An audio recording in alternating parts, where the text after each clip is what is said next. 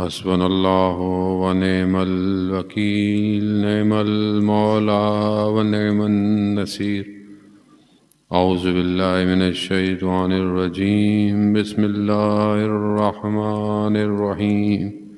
الحمد لله الذي يؤمن الخائفين وينجي الصالحين ويجزع المستغفرين ويهلك ملوكا ويستخلف آخرين.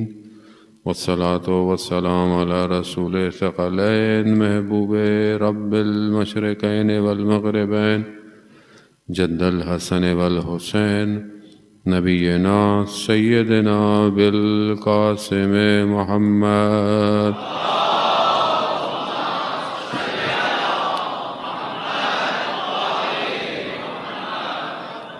وعلى آله الطيبين الطاهرين المعصومين، لا سيما بقية الله في الأرضين، روحي وأرواحنا لتراب مقدم الفداء، ولعنة الله على أعدائهم أجمعين.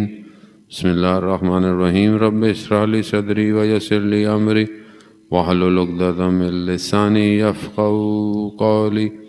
أما بعد، فقد قال الله وتبارك وتعالى في كتاب الحكيم والقرآن المجيد: وما خلقت الجن والإنس إلا ليعبدون. صلوات بھیج محمد.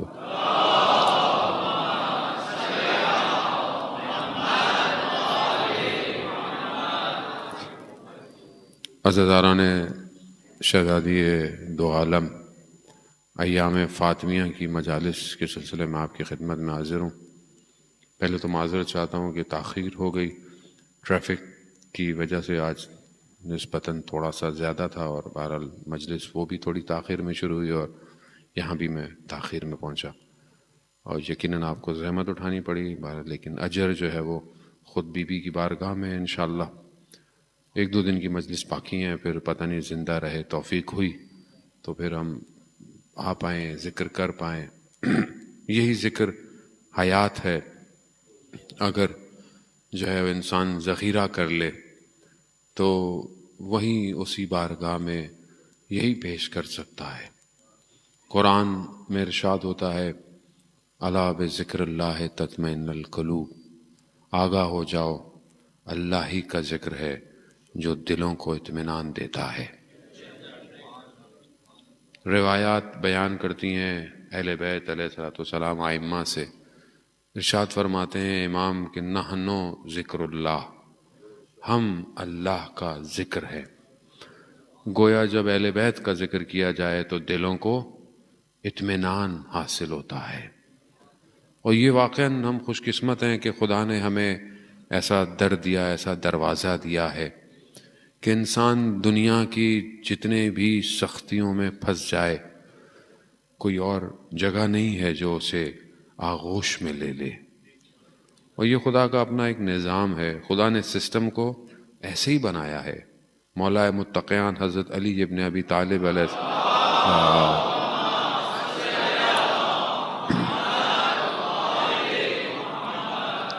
امام ارشاد فرماتے ہیں کہ خدا تک پہنچنے کے لیے، خدا کی معرفت حاصل کرنے کے لیے تمہیں ہمارے راستے سے گزر کے جانا پڑا.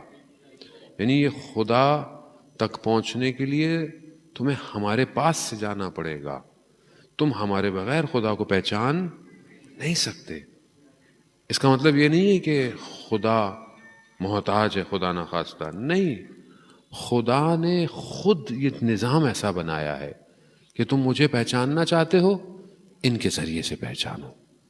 یہی مظہر پروردگار ہے. یہی جو ہے وہ نحنو جو ہے وہ ذکر اللہ، نحنو ہم جو بھی ہیں، ہم سب اب یہاں تک اگر پہنچ گئے خدا تک پہنچ جاؤ گے. لیکن اگر ان کو چھوڑ کر خدا تک کوشش کرو گے تو بھٹکتے رہو گے، خدا تک نہیں پہنچ سکتے چاہے جتنے بڑے ہو جاؤ. اس لیے آپ خود مستحضر ہیں کہ جتنے بھی مکاتب اور فکر عرفان کے اور طریقت کے ہیں وہ بغیر مولا متقیان کے کہیں نہیں جاتے. چاہے وہ آگے پیچھے جن کو بھی مانتے ہوں، لیکن آخری راستہ یہی ہے اگر چاہتے ہیں۔ کیوں؟ کیونکہ روح جانتی ہے کہ وہ ان کے بغیر پرواز نہیں کر سکتی، گھومتی رہے گی۔ ایسا نہیں ہے کہ روح ظاہری کمال، ہم تو سمجھتے ہیں کہ شاید یہ کچھ ظاہری کمالات جو ہیں یہ روح کے کمال ہوتے ہیں، یہ ظاہری کمال کوئی کمال نہیں ہے۔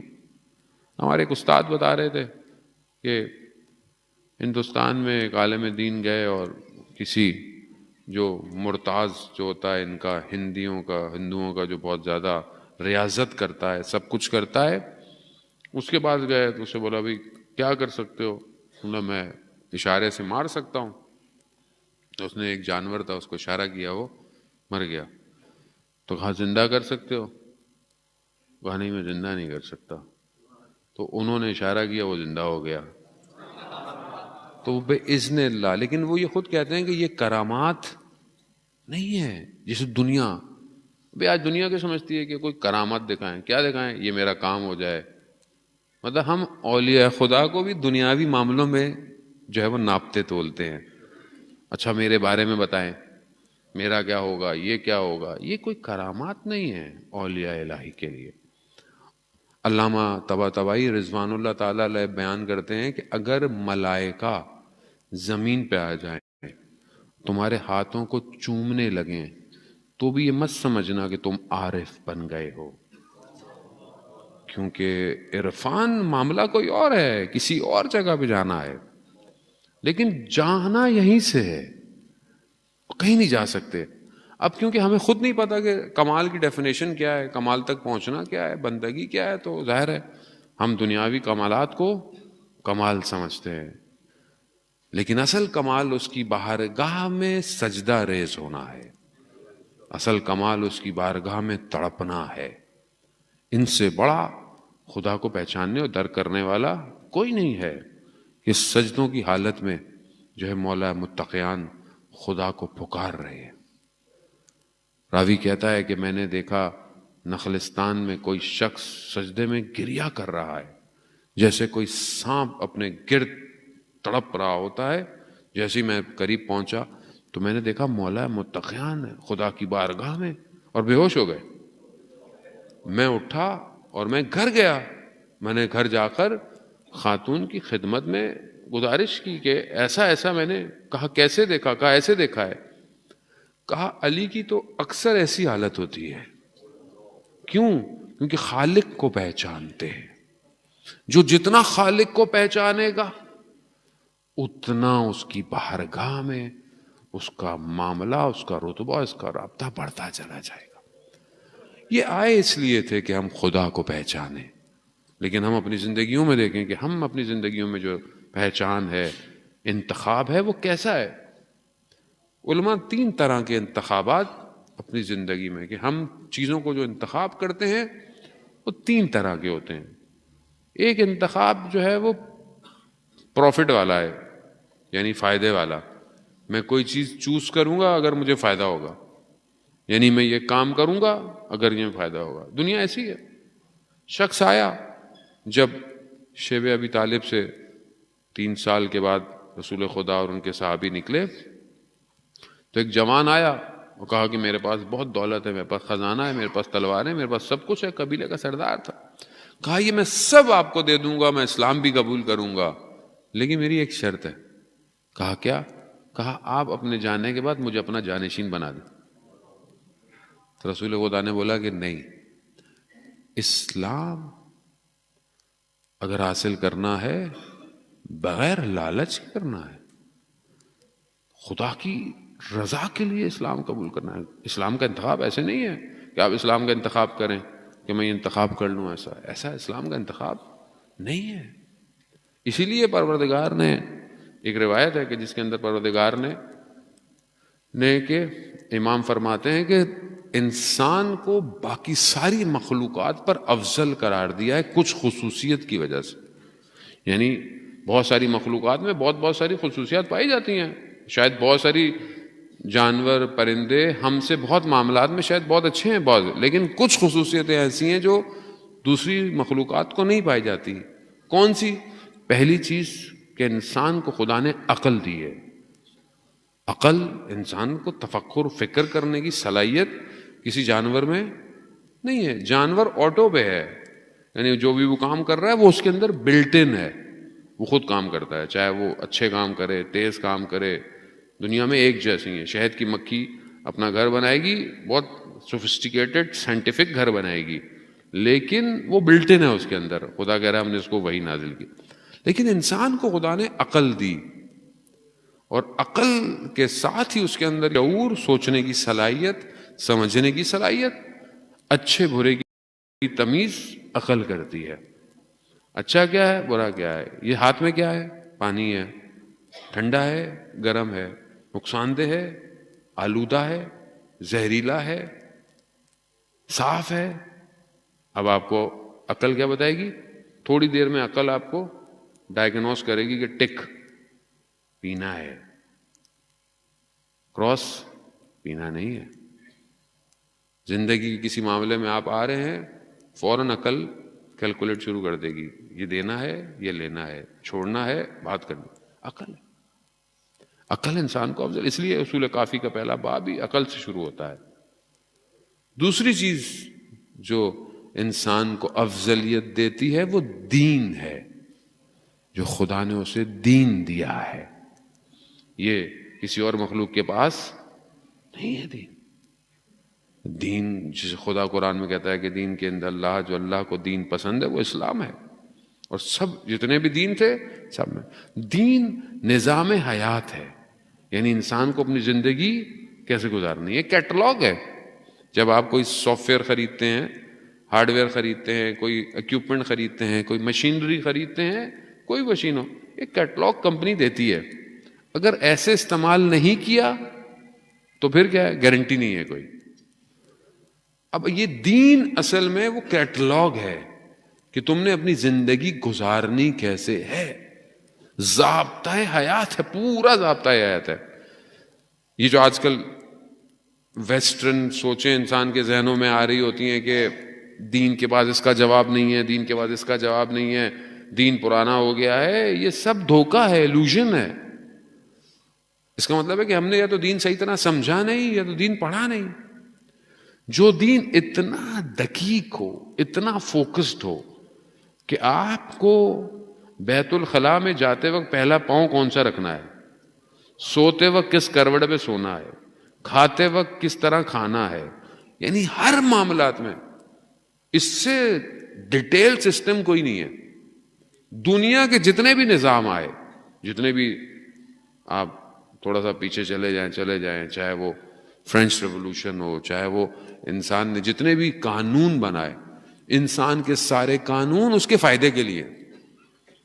انسان جو بھی قانون بناتا ہے یا اپنے فائدے کے لیے یا اپنے اطراف کے لوگوں کے فائدے کے لیے، کسی کو نقصان پہنچ رہا ہو. لیکن جو خدا نے قانون بنایا ہے وہ انسان کو خلق کر کے قانون بنایا ہے. خدا جانتا ہے اس کو کیا چیز اچھی لگتی ہے، اس کو کیا چیز بری لگتی ہے، کیا اس کو نقصان دہ ہے، کیا اس کے لیے اچھے ہے. دنیا کی کوئی مشین انسان کے وجود میں حسد کی پرسنٹیج نہیں بتا سکتی،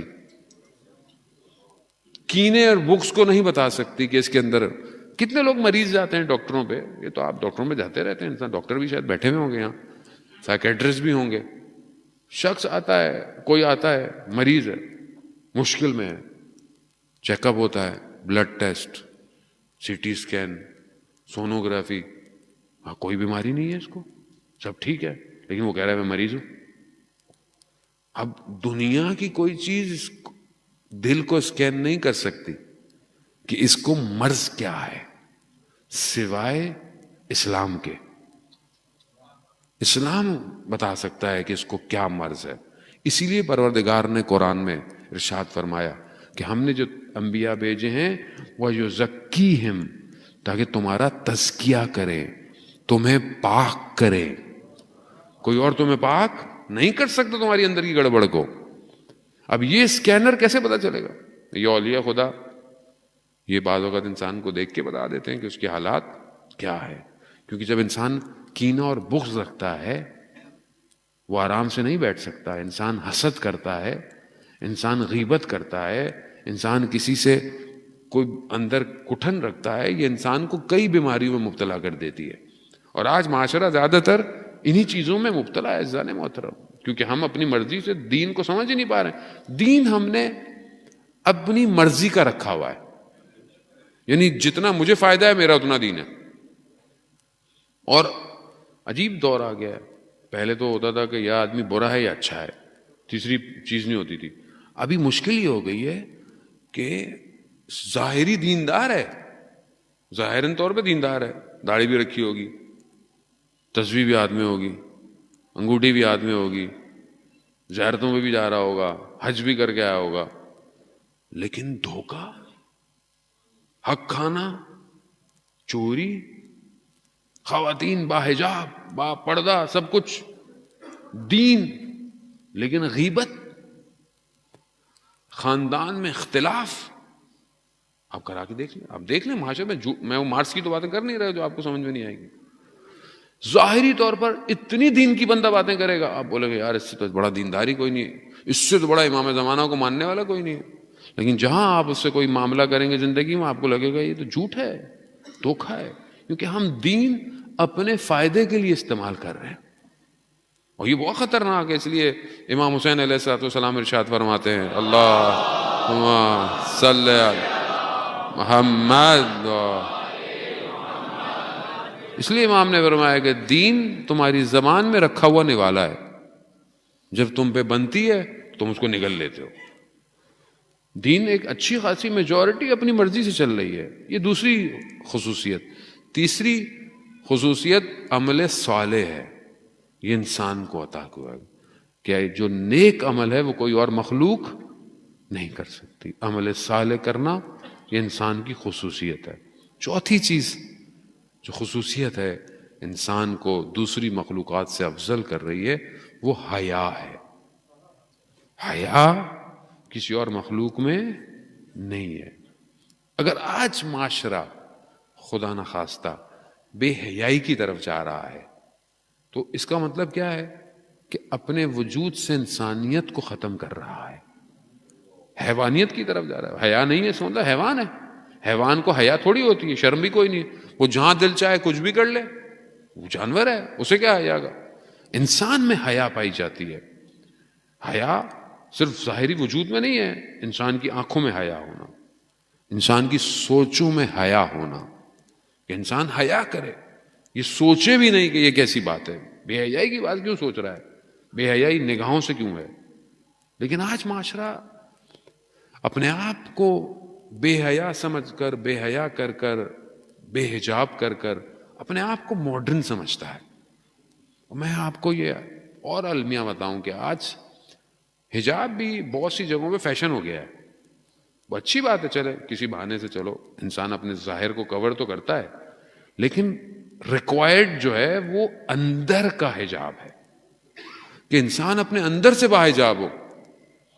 آج جوان بچے اور بچیاں ظاہر میں ماشاءاللہ اچھے ہیں، شکر ہے کہ ظاہر بھی اچھا ہے، نہ ظاہر بھی عجیب سا ہو تو آپ کیا کریں گے، ظاہر اچھا ہے، لیکن اپنی تنہائی اپنی خلوت میں حیا نہیں ہے.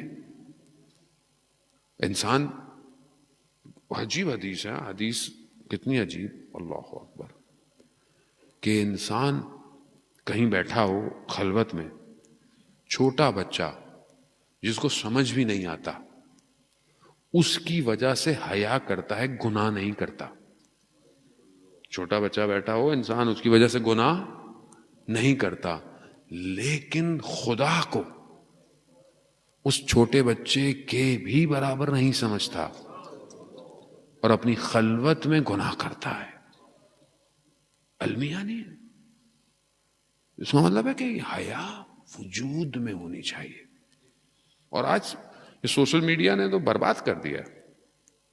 میں آپ کو منبر سے بیان نہیں کر سکتا جو لوگ ہمیں مشکلات بتاتے ہیں کہ کیا کریں مولانا، کیا کریں، گھر برباد ہو گئے کیونکہ حیا نہیں رہی نا، ایکسس ہو گیا ہے.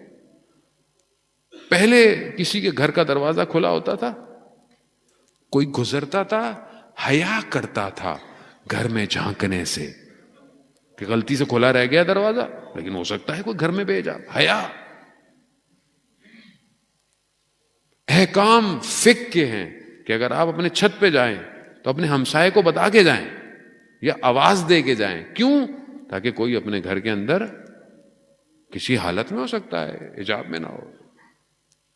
حقوق ہیں اجزاء نے، حقوق الناس ہے کہ اگر کسی کی کھڑکی کھلی ہوئی ہے اور اگر وہ گھر میں خدا نہ خواستہ کوئی بے حجاب ہے یا اپنے کاموں میں، اس کو پتہ نہیں ہے اور آپ کو نظر آ گیا، حقوق ہے، اگر آپ نے اس کو دیکھا قیامت میں حق ادا کرنا پڑے گا. یعنی کیا؟ یعنی آپ کے اپنے اندر حیا ہونی چاہیے. یہ دور تھا پہلے. اب کون سا دور ہے؟ آئیے، اب تو در و دیوار ہی نہیں ہے. اب تو ہم ویسے بھی جس کارپوریٹ ورلڈ میں رہ رہے ہیں کوئی حدود ہی نہیں ہے. اور جب سے یہ اپلیکیشن آئی ہے، یہ سافٹ ویئر، یہ فیس بک، یہ انسٹاگرام، یہ تو اب گھر کی دیواریں گر گئی ہیں اور سب کچھ اب فیس بک کی دیوار پہ ہوتا ہے. با حجاب لوگ، متدین لوگ، اتنا نفس کمزور ہو گیا ہے. میں کیا بتاؤں آپ کو. شادی شدہ لوگ گھر برباد ہو رہے ہیں. جانے محترم، یہ آپ کی ذمہ داری ہے کہ آپ اپنے بچوں کو نوٹ کریں کیا کرتے ہیں یہ راتوں کو بیٹھ کے. کیوں انٹرنیٹ کے موبائلوں کے پیکیجز اتنے سستے ہیں؟ رات کو ساری رات 5 روپے میں ساری رات بات کریں. کس سے بات کرے گا یہ رات کو؟ آپ کی ذمہ داری ہے. ویسے بھی ابھی سب کچھ آن لائن ہے تو آپ اپنے بچوں کی تربیت کریں. خود اپنی تربیت کریں پہلے انسان. معاشرہ برائیوں کی طرف جا رہا ہے صرف ایک حیا ختم ہونے سے معاشرے کے اندر. اس کو سمجھیں، اس کی وجہ سے گھر برباد ہو رہے ہیں. ڈائیورس کا ریشو بڑھ گیا ہے اسی وجہ سے، کیونکہ لوگ احتیاط نہیں کر رہے. لوگ کر رہے ہیں. یہ 4 چیزیں انسان کو افضل کرتی ہیں. پہلی چیز جو میں نے آپ کی خدمت میں کی، انتخاب. پروفٹ نہیں ہونا چاہیے خاص طور پہ دین کے لیے. دنیا کے کام کریں آپ لیکن دین نہیں. دین کا انتخاب نہ ہو. دوسرا انتخاب جو علماء بیان کرتے ہیں وہ خوف کی وجہ سے. کچھ لوگوں نے خوف کی وجہ سے کام کرتے ہیں اپنی زندگیوں میں. خوف ہے. کچھ لوگوں کو اس زمانے میں خوف تھا کہ جان نکل جائے گی، چلو اسلام کر لو، قبول کر لو. یا مثلا ہم انتخاب کریں کس کی وجہ سے کہ ہمیں جب جہنم کا خوف. اچھی بات ہے، جہنم کا خوف ہونا بری بات نہیں ہے، اچھی بات. لیکن بہرحال خوف کی وجہ سے انسان زندگی میں انتخاب کرتا ہے. ایک انتخاب ہے وہ جو ریکوائرڈ انتخاب ہے، جو ضرورت ہے، وہ ہے آگاہانہ، علم کی وجہ سے. یعنی انسان اگر کسی چیز کا انتخاب کرے تو علم رکھتے ہوئے اس کا انتخاب کرے، اسے پتا ہو. حضرت فاطمہ سلام اللہ علیہا نے، اللہم صلی علی محمد، بیوی نے جو اپنی زندگی میں کچھ انتخابات کیے. کیسے انتخاب ہیں؟ کہ بیوی نے آخرت کا انتخاب کیا دنیا کے بدلے. ظاہری زندگی آپ کو نظر آتی ہے کہ بہت مشکل میں ہے، اور ظاہری زندگی تھی بھی سختیوں کے اندر، لیکن جب ان سے پوچھا جاتا تھا تو کہا نہیں، انہوں نے آخرت کی وجہ سے آخرت کا سودا کیا ہوا ہے، آخرت کو اپنے لیے اس دنیا کو بیچ دیا. بی بی بیٹھی ہوئی ہیں رسول خدا کے ساتھ. حضرت جبرائیل تشریف لائے اور خدا کا پیغام لے کر آئے کہ کہا اے میرے نبی، میرے محبوب، فاطمہ سے پوچھیں اس کی کیا آرزو ہے. اللہ، اس کی کیا آرزو ہے، وہ کیا چاہتی ہے، جو چاہتی ہے بیان کرے. کیا معرفت ہے. اور ہم محتاج ہیں اس گھر کے. بی بی فرماتی ہیں کہ لا حاجتن، میری کوئی حاجت نہیں ہے، میری کوئی آرزو نہیں ہے سوائے اس کے کہ میری خدا کی طرف توجہ بڑھ جائے، کہ بے وجہ الکریم، یعنی میری توجہ جو ہے وہ خدا کی طرف اور ہو جائے. کیا آرزو ہے اللہ. تو ہماری زندگی میں کیا آرزو ہے، ہم توجہ کریں کہ بی بی چاہتی کیا ہے. خدا کی طرف متوجہ ہونا. بندگی دیکھیں آپ، کمال دیکھیں. انتخاب کوئی دنیا کی چیز بھی مانگ سکتی تھی یا کوئی اور چیز مانگ، نہیں، خدا تیری طرف متوجہ رہوں، بس مجھے یہ چاہیے۔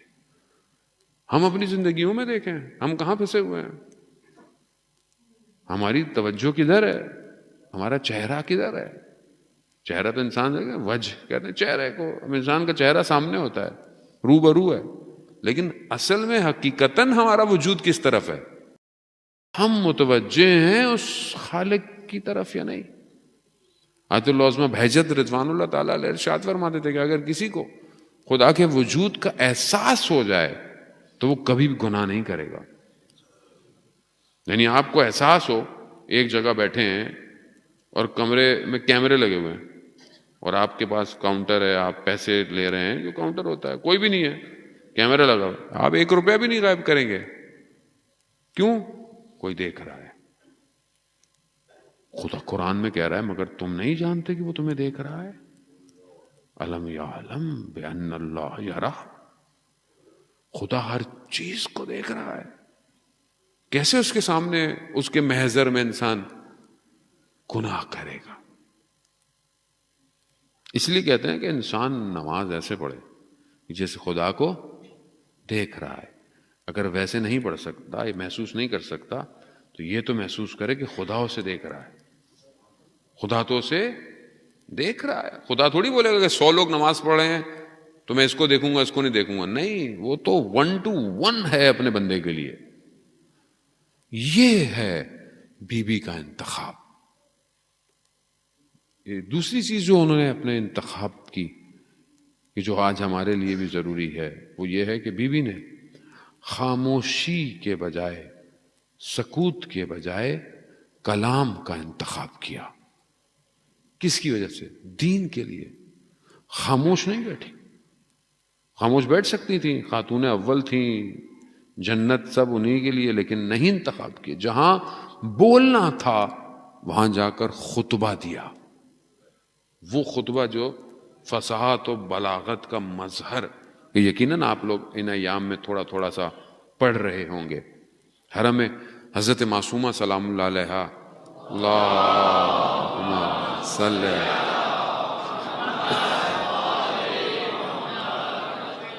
حرم حضرت معصومہ نے اس دفعہ کوشش کی ہے کہ ڈیلی 4 لائنیں، 5 لائنیں اس خطبے کی اردو کے اندر بھی جو ہے وہ براڈ کاسٹ کی جائیں، تو انسان تھوڑا تھوڑا پڑھے، کیونکہ یہ خطبہ بہت بلیغ خطبہ ہے۔ انشاءاللہ فرصت کبھی ہوئی تو اس پہ کچھ فراز سے گفتگو کریں گے۔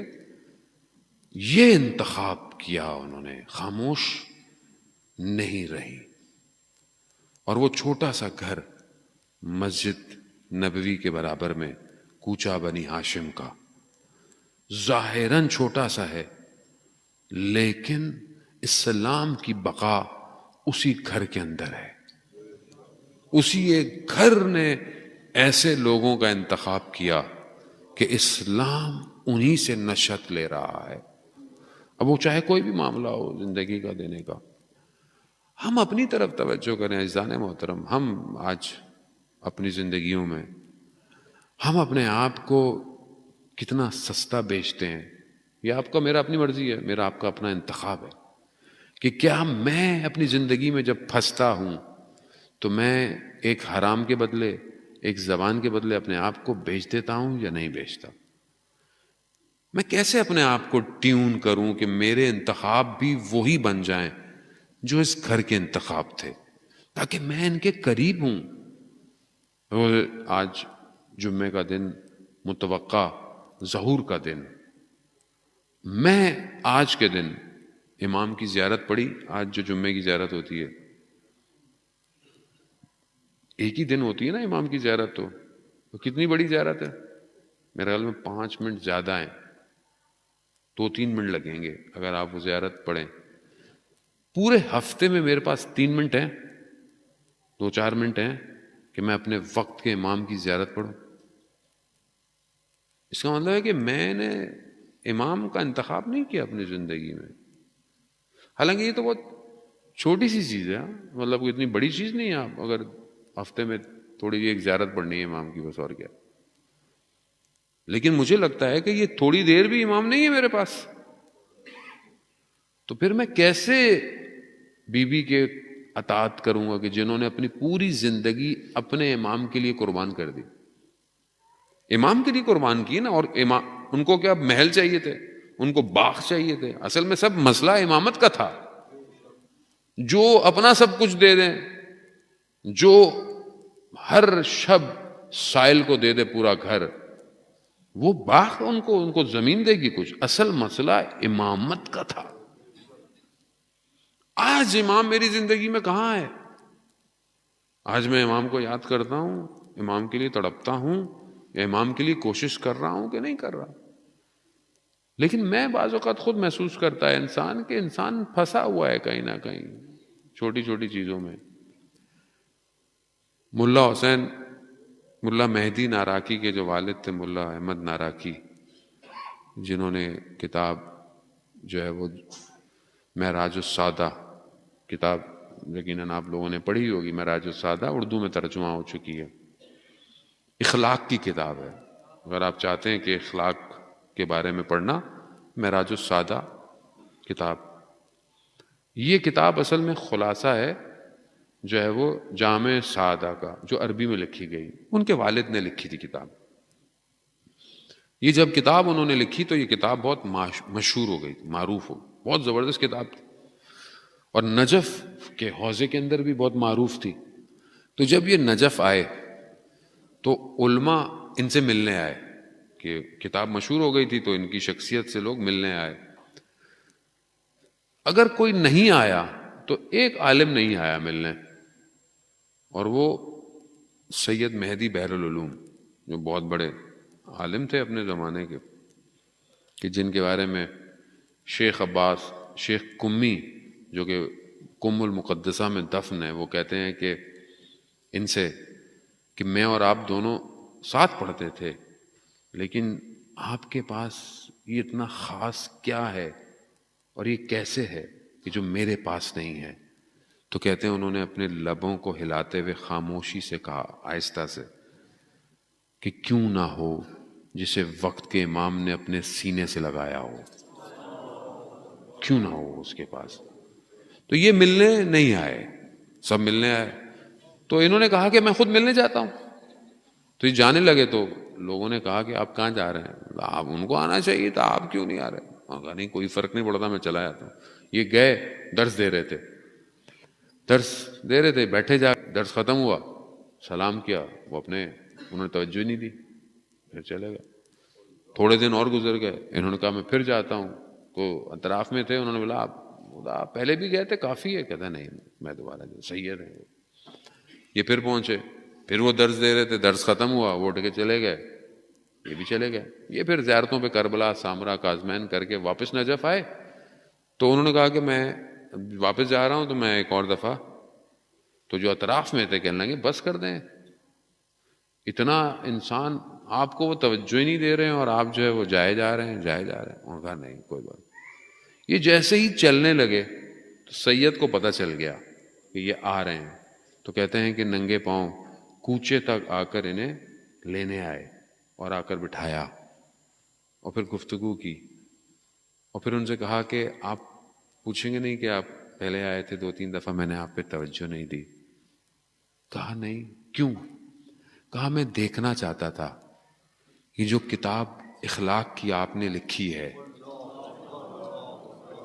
وہ اخلاق آپ میں پایا جاتا ہے یا نہیں. اب انسان ظاہر میں تو کتنا ہوتا ہے کہ میں ایسا, لیکن جب انسان فیس کرتا ہے سارا اخلاق بہ جاتا ہے. اللہ اکبر.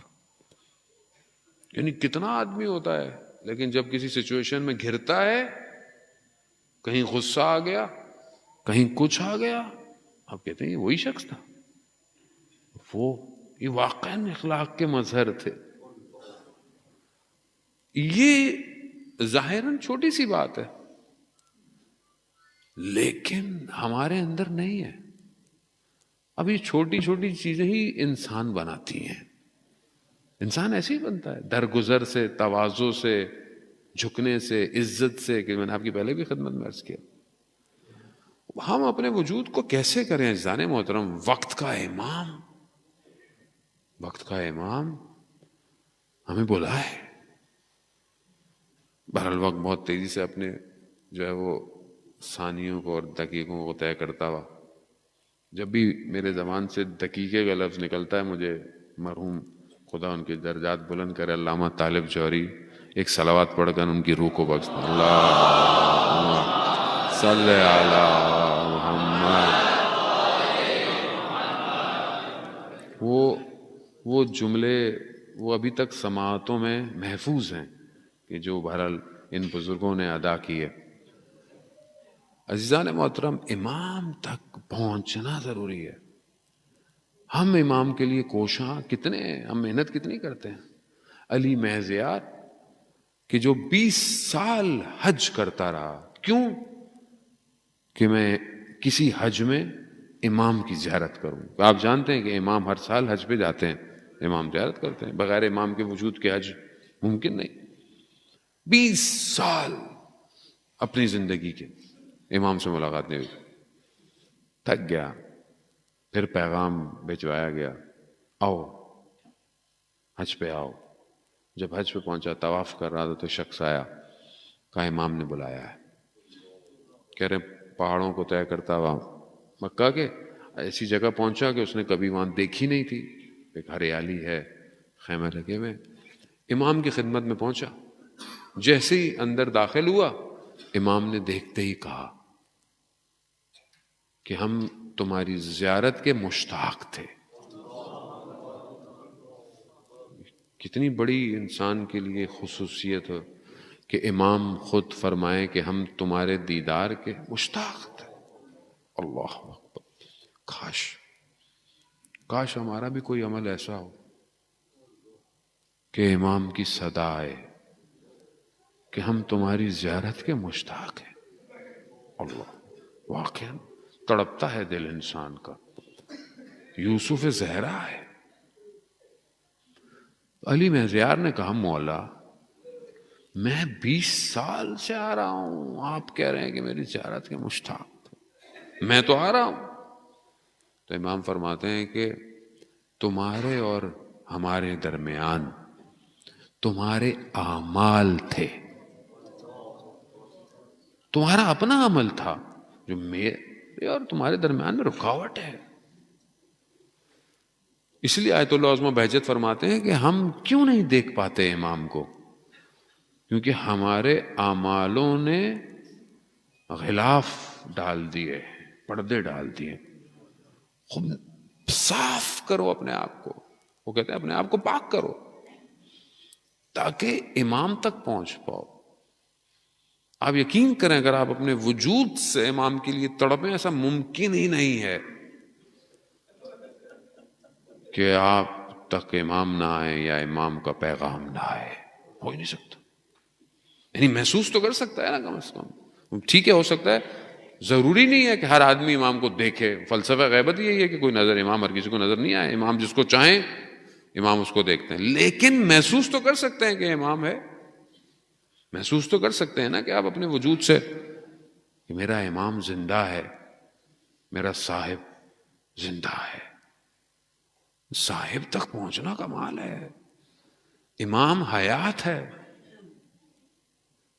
قرآن کی آیات بہت ساری. 8ویں امام عیون الاخبار الرضا کے اندر جو ہے وہ امام خود امام کے بارے میں بتا رہے ہیں. امام کہتے کسے ہیں؟ امام خود کہتے ہیں کہ امام جو ہے وہ سورج کی طرح ہے کہ جو حیات دیتا ہے چیزوں. سورج حیات دیتا ہے. خود امام کہتے ہیں کہ امام اس زمین کی طرح ہے جو بسیط ہے، اس آسمان کی طرح ہے کہ جس نے سایہ کیا ہوا ہے. یہ امام ہے. اس ابر رحمت کی طرح ہے کہ جس سے باران نازل ہوتی ہے. یہ امام ہے. لیکن میری زندگی میں امام کہاں ہے؟ استاد دانشمند کا وہ مشہور بیان آپ نے سنا ہوگا، اردو میں بھی اس کو ڈب کیا گیا تھا کہ ایک جوان اپنے گھر میں تھا، اس نے دیکھا کہ بیل بجی. اس نے دیکھا کون ہے؟ کہا مہدی ہوں. کہا امام. کہا دروازہ کھولو. کہا مولا تھوڑی دیر دے، میں دروازہ کھولتا ہوں. گھر کی صفائی کرنے میں، سمیٹنے میں، کچھ چیزیں جو امام کو پسند نہیں ہیں گھر میں ہیں ان کو ہٹانے میں 4-5 منٹ ہو گئے۔ جیسی دروازے پہ پہنچا دیکھا امام گلی کے کونے پر، آنکھوں میں آنسو، خدا کی بارگاہ میں کہ پروردگار میں نے سارے دروازے کھٹکھٹائے، کوئی تیار نہیں ہے۔ کوئی 2 منٹ، کوئی کہتا ہے 5 منٹ، تیار؟ ابھی اپنے اوپر رکھ کے سوچے نا، اپنے اوپر رکھ کے سوچے، کیا آج میرا موبائل ایسا ہے کہ میں امام زمانہ کو دے دوں؟ کوئی اس میں ایسی چیز کہ جو صحیح نہ ہو میں امام کو دے سکتا ہوں؟ تو میں اپنا دل کیسے دوں؟ کہاں دیں گے امام کو؟ اور میں معذرت چاہتا ہوں کیونکہ جمعے کا دن ہے، مجھ سے رہا نہیں جاتا بغیر امام کے گفتگو کے۔ اصل حیات، اصل مقصد ہی وہی امام ہے۔ یہ ساری گفتگویں، یہ ساری کمال، یہ ساری باتیں، یہ سب امام زمانہ کے لیے۔ یہ مجلسیں، یہ عزاداری، یہ ماتم، اصل صاحب اعضا امام زمانہ ہے۔ اصل عزادار وہی ہے، میں اور آپ تھوڑی عزادار ہیں۔ کہیں اور بیان نہیں ہوا یہ جو ایک بات ہے جو آپ شاید سنتے بھی ہوں، یہ کہیں بیان نہیں ہوئی، صرف علامہ امینی نے بیان کی ہے یہ بات، کسی اور عالم نے اس کو بیان نہیں کیا۔ علامہ امینی جو اتنی بڑی شخصیت کی جنہوں نے غدیر لکھی، کہتے ہیں کہ یہ صرف انہوں نے بیان کیا ہے، باقی کسی نے بیان نہیں کی۔ انہوں نے کہاں سے بیان کیا ہے وہ خود جانتے ہیں، کس طرح انہیں یہ بات پتہ چلی ہو، یہ صرف انہوں نے بیان کی ہے کہ جب در و دیوار میں سیدہ آ گئیں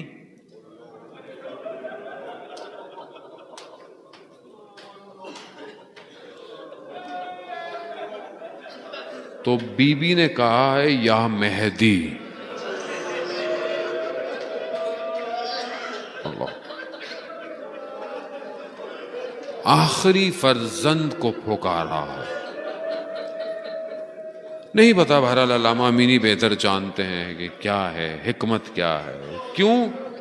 کیونکہ جانتی ہیں کہ یہی میرا فرزند آئے گا جو نجات دے گا سب کو۔ یہ ساری مشکل انہوں نے برداشت اس لیے کی، یہ اپنے بیٹے امام حسین کی جو مشکل ہے اسے بھی سیدہ نے قبول اس لیے کیا کہ اجر جو ہے ان سب امتحان کا امام زمانہ ہے، امام زمانہ کی حکومت ان ساری مشکلات کے لیے اجر۔ اللہ، اسی لیے کہتے ہیں کہ امام زمانہ کا اور بی بی کا بڑا رابطہ ہے، بہت رابطہ ہے، دونوں جڑے ہوئے ہیں۔ میں اپنا آپ کو تجربہ بہرحال بتاتا ہوں کہ جب بھی اپنے آپ کو روح کو میں نے کہیں پھنستے ہوئے پایا کسی جگہ پر، سوائے بی بی کے مجھے کوئی اور شخصیت نہیں ملی کہ جو مجھے پھنستے ہوئے کو باہر نکالے۔ حتیٰ کبھی میں نے محسوس کیا کہ میری آنکھوں میں آنسو کم ہو گئے ہیں، آپ یقین کریں آنکھوں میں آنسو نہیں ہے، میں نے بی بی سے توسل کیا، میں کہا یا سیدہ، غلطی ہو گئی، یقیناً غلطی ہو گئی ہے، گناہ ہو گیا ہوگا، کوئی کوتاہی ہو گئی ہوگی، لیکن آپ کو آپ کے فرزند کا واسطہ کہ آنسو کتنا چھینے، اور ہے ہی کیا ہے، کچھ نہیں ہے کہ بی بی یہ آنسو ہی تو ہے ہمارے پاس، اور کیا ہے، یہی تو آپ کو دیں گے ہمارے پاس، اور ہے کیا۔ اللہ، روایت سنیں گے آپ، اللہ اکبر۔ استاد رفیع ہمارے بیان کرتے ہیں کہ میں نے صرف ایک نسخہ خطی کے اندر کہ 700 ہجری کے کسی اہل سنت شافعی عالم نے اس روایت کو بیان کیا، کہہ رہے میں نے ایک بہت بڑے آیت اللہ کے پاس گیا تو اس کتاب میں یہ روایت موجود تھی کہ جب آخری وقت تھا بی بی کا اور بی بی امام کے ساتھ گفتگو کر رہی ہیں تو کہتی ہیں کہ ایک کوئی ظرف تھا شیشے کا، بی بی نے کہا کہ علی اس ظرف کو میرے ساتھ دفنا دینا، ظرف کو، اس برتن کو، شیشے کے میرے ساتھ۔ ظاہراً روایت میں ایسی ہے کہ شاید امام علی کو نہیں پتا ہوگا کیا ہے، پوچھا کیا ہے، کہا میں نے اپنے بابا سے سنا ہے کہ رات کا گریا خدا کے لیے، خدا کی خاطر جو گریا کیا جاتا ہے وہ قبر کو سکون دیتا ہے۔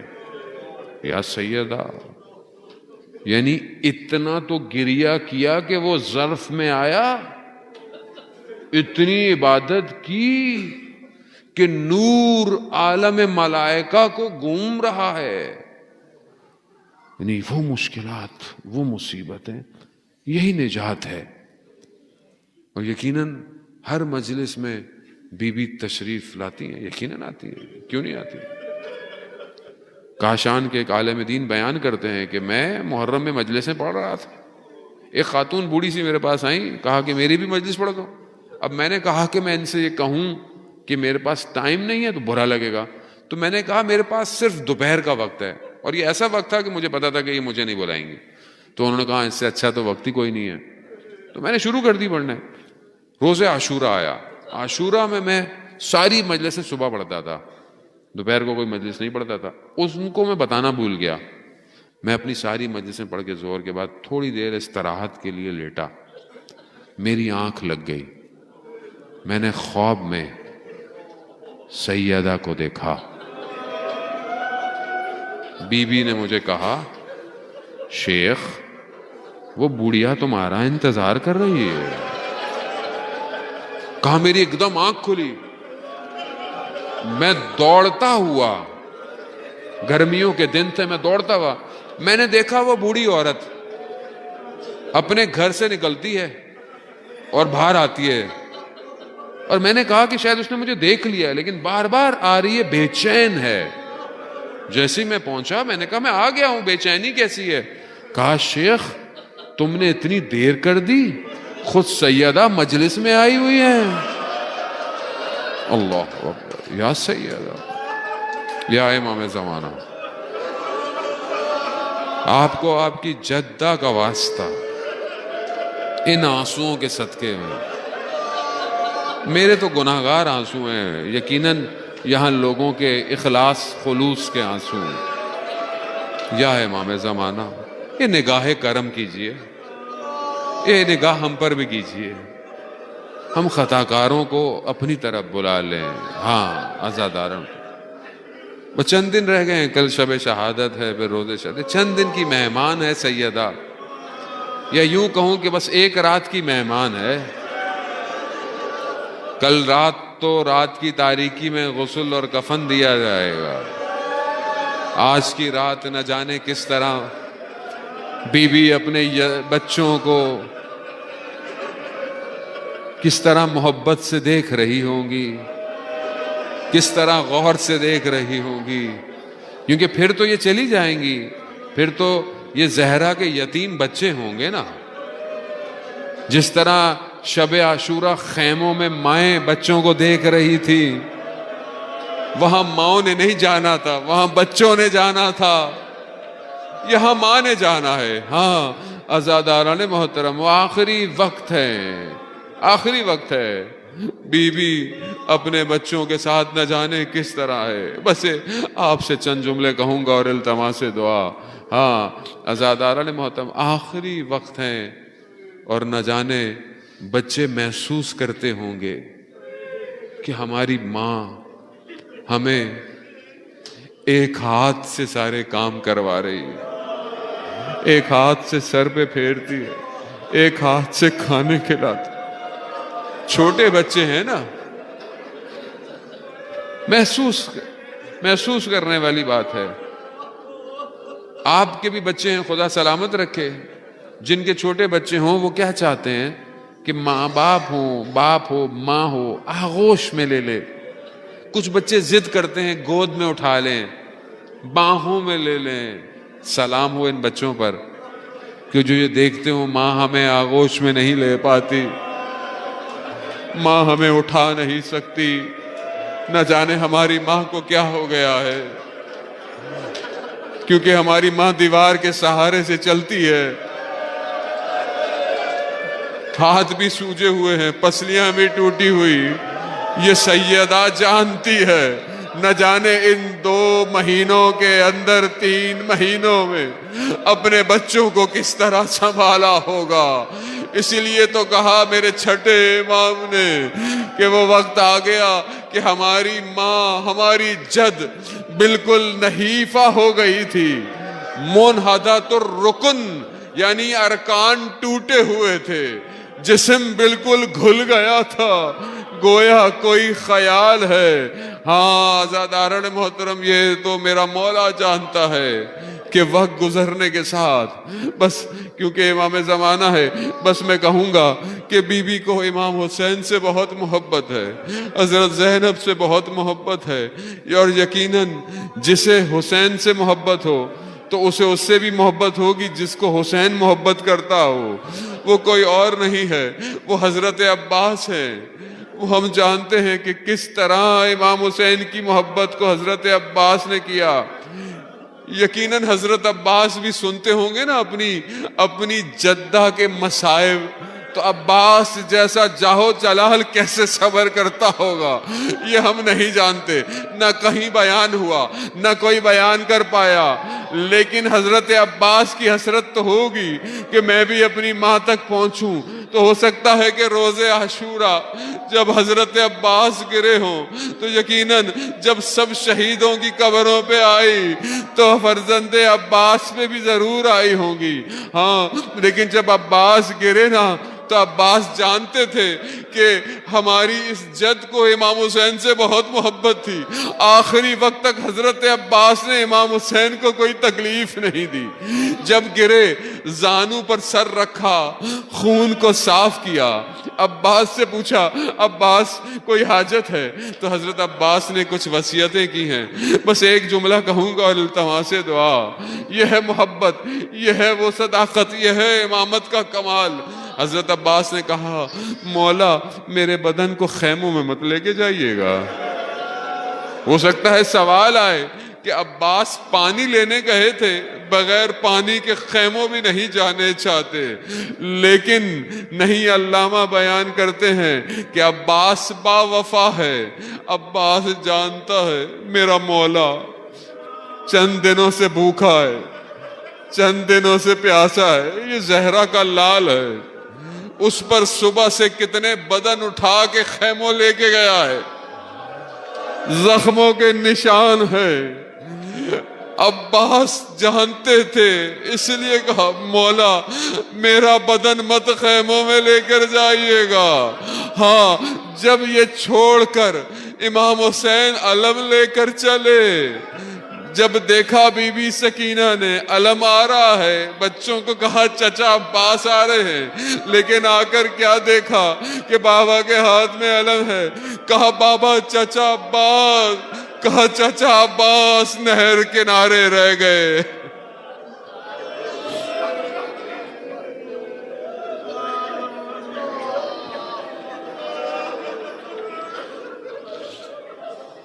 الا لعنۃ اللہ علی القوم الظالمین وسیعلم الذین ظلموا ای منقلب ینقلبون۔